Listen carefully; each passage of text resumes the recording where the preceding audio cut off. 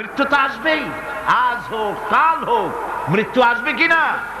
কুল ইন্নাল মাউতাল্লাযী তাফিররুনা মিনহু ফাইন্নাহু মুলাকীকুম।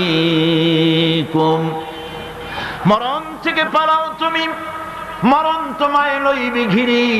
যদিও সুদূর আকাশ পানে, লুকাও সেথায় লাগিয়ে সিঁড়ি। এ মহারোগের ঔষধ নাই, এ মহারোগের চিকিৎসক নাই, নাই সে ঔষধ জগতে।